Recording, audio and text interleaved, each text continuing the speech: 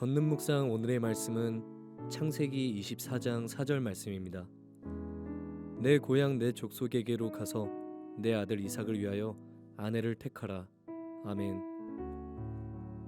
고전 도서 중에 두 번째 망설임이라는 책이 있습니다.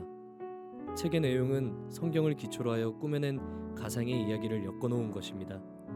여기에는 대부분의 사람들이 성경에 나온 것으로 알고 있지만 사실은 그렇지 않은 유명한 구절들이 등장하죠. 한 가지 예로 청결이야말로 경건 다음으로 중요하다는 존 웨슬리의 말이 나옵니다. 거의 성경의 구절이라고 할 만한 또 다른 것도 있습니다. 하늘은 스스로 돕는 자를 돕는다라는 말도 등장하죠. 특별히 아브라함이 하나님의 부르심을 받은 초기에는 이 구절을 좋아했을 법합니다. 하지만 아브라함의 인생 여정은 이런 긍정적인 말을 버리는 대신 하나님이 예비하신다, 진리를 바로 세워가는 과정이었습니다. 우리는 아브라함이 계속되는 시험에 부닥치면서 지름길을 선택하고 하나님의 약속을 성취를 앞당기려 했던 사건들을 보았습니다. 오랜 세월이 흐른 뒤에 아브라함은 시험을 이길 힘을 길러낼 수 있게 된 것이죠. 지름길로 들어서고 싶은 유혹은 약속이 이루어지기 어려워 보일 때 더욱 강해집니다. 사라가 죽은 후 아브라함은 또 한 번 어려운 상황에 빠지게 됩니다. 이삭이 장성하여 혼인을 맺어야 할 때가 된 것이죠. 단순히 이삭의 혼기가 채워진 것뿐만이 아니라 하나님의 약속이 이루어지기 위한 과정으로 반드시 필요한 상황이었습니다. 하늘의 별과 같고 바닷가의 모래와 같게 많은 후손을 두는 것의 시작은 하늘의 별과 같고 바닷가의 모래와 같이 많은 후손을 두는 것의 시작은 사랑하는 아내를 만나는 것이기 때문입니다.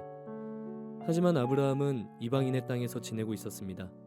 가나안 거주민 사이에서 지내고 있었던 것이죠.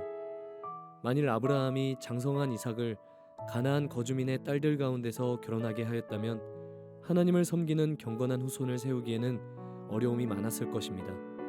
그렇다고 해서 이삭의 아내를 찾기 위해선 그 땅을 떠나는 것도 역시 하나님의 약속에 신실하지 못한 선택이 되는 것이었죠. 그런데 이 두 가지 방법은 자신의 힘과 노력으로 하나님의 약속을 이루기 위한 지름길과 같았습니다. 그렇다면 어떻게 해야 할까요? 아브라함은 특별히 이전처럼 하나님의 계시를 받아서 살던 것과는 다르게 이삭의 아내에 대한 직접적인 계시를 받지 못했습니다. 아브라함 자신의 양심을 따르는 수밖에 없었죠. 그런데 아브라함의 영적인 성숙도는 지름길로 가는 것이 아니라 하나님의 뜻을 따라서 선택하게 되었습니다. 믿음의 길을 선택한 것이죠. 누가 봐도 불가능할 만한 임무를 그의 종에게 맡긴 것입니다. 아브라함의 혈족이 있는 땅에서 이삭의 아내를 찾아서 데리고 오라는 것이었어요. 그리고 그게 끝이 아니었습니다. 이삭의 아내가 될 수 있는 여인을 찾아서 발견하였다면 그 여인을 설득하여 그녀가 한 번도 본 적도 없는 남자와 결혼해달라고 설득해야 하는 임무였습니다. 이런 아브라함의 말에 종은 묻습니다. 여자가 나를 따라 이 땅으로 오려고 하지 아니하거든 내가 주인의 아들을 주인이 나오신 땅으로 인도하여 돌아가리이까? 아브라함은 자기 아들을 그곳으로 데리고 가지 말라고 대답합니다. 아브라함의 대답만 보더라도 그는 믿음으로 충만해 있는 것 같죠. 창세기 24장 7절에서 8절까지 등장하는 아브라함의 말은 이런 뜻이었습니다. 하나님이 이삭의 아내를 예비해 주실 것이다. 설령 이런 방법으로 일이 잘 해결되지 않는다고 해도 나는 하나님이 하나님의 방식과 약속을 성취할 것을 믿는다. 이제 아브라함에게 지름길은 없어진 것 같습니다. 그에게서 의문과 의구심은 느껴지지 않고 있어요. 대신에 하나님의 능력과 뜻에 대한 차분한 믿음만 남아 있습니다. 상황이 어렵고 미래가 불투명했습니다.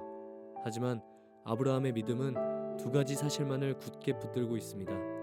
약속한 것을 이루시는 하나님의 신실하심과 그 하나님을 향한 순종입니다. 우리의 세대가 가장 흥미롭게 반응하는 두 가지는 바로 관계이고 인도하심입니다. 젊은 세대를 살아가는 이들에게 앞으로 나에게 어떤 삶이 펼쳐지게 될 것인가에 대한 문제는 그렇게 우리가 고민하는 이유가 바로 이 흥미로워하는 지점과 맞물려 있는 것 같습니다. 인도하심이라는 문제에서 우리가 이 땅에서 얼마나 오래 살고 있었느냐와 상관없이 꼭 기억해야 할 사실이 있습니다. 하나님은 신실하시다. 그러므로 하나님께 순종하자. 결과가 어떠하든 그것은 우리의 몫이 아니며 우리는 오직 하나님의 뜻에 순종할 뿐이다. 나의 길은 오직 주님만이 아시나니. 하나님의 뜻을 파악하는 문제에 대해서 그리스도인들이 흔히 오해하는 것은 무엇일까요? 나에게도 혹시 그와 같은 오해가 있을까요? 만약 개인이 지닌 오해가 있다면 어떻게 변화되길 바라는지 정리해보고 기도하는 오늘이 되길 바랍니다.